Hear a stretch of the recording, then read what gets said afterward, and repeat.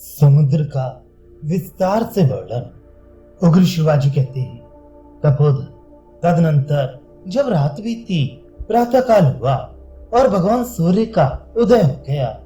उस समय कद्रू और विंता दोनों बहनें बड़े जोश और रोष के साथ दासी होने की बाजी लगाकर उच्चैश्रवा नामक अश्व को निकट से देखने के लिए गई। कुछ दूर जाने पर उन्होंने मार्ग में जल निधि समुद्र को देखा, जो महान होने के साथ ही अगाध जल से भरा था। मगर आदि जल जंतु उसे विक्षुब्ध कर रहे थे और उससे बड़े जोर की गर्जना हो रही थी। वह तिमि नामक बड़े बड़े मत्स्यों को भी निगल जाने वाले तिमिंगलों, मत्स्यों तथा मगर आदि से व्याप्त था।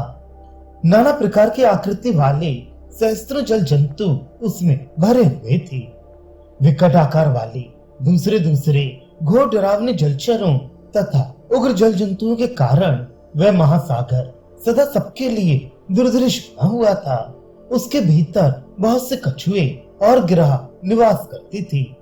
सरताओं का स्वामी वह महासागर संपूर्ण रत्नों की खान, वरुण देव का निवास स्थान और नागों का रमणीय उत्तम गृह है।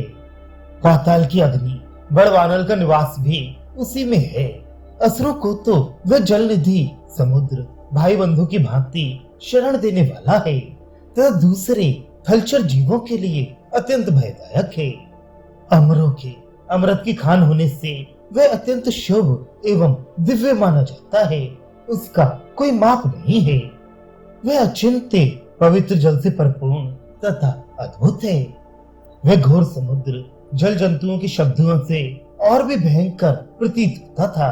उससे भयंकर गर्जना हो रही थी। उसमें गहरी भंवरें उठ रही थी तथा वो समस्त प्राणियों के लिए भय सा उत्पन्न करता था। तट पर तीव्र गति से बहने वाली वायु मानो झूला बनकर उस महासागर को चंचल किए देती थी।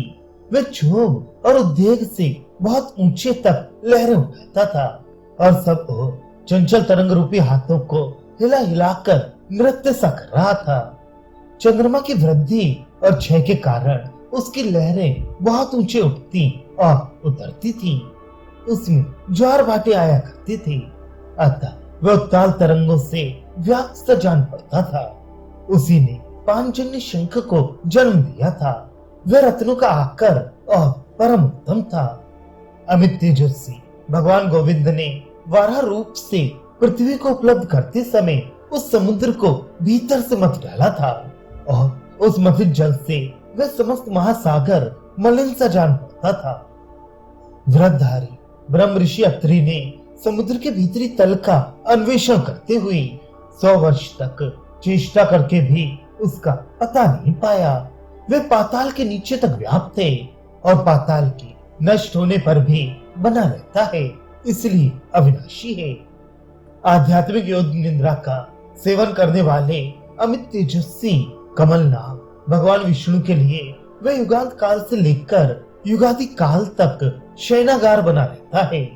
उसी ने वज्रपात से डरे हुए मैनाक पर्वत को अभयदान दिया है तथा जहाँ भय के मारे हाहाकार करना पड़ता है, ऐसे युद्ध से पीड़ित हुए असुरों का वह सबसे बड़ा आश्रय है।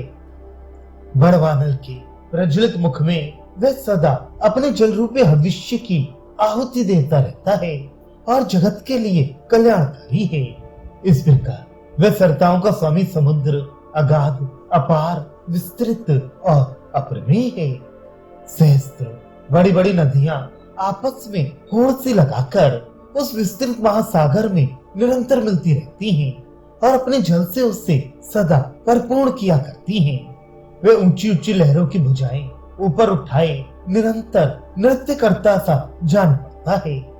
इस प्रकार गंभीर, तिमि और मकर आदि भयंकर जल जंतुओं से व्याप्त जलचर जीवों के शब्द रूप भयंकर नाद से निरंतर गर्जना करने वाले अत्यंत विस्तृत आकाश के समान स्वच्छ, अगाध, अनंत एवं महान जलनिधि समुद्र को कद्रू और विंता ने देखा।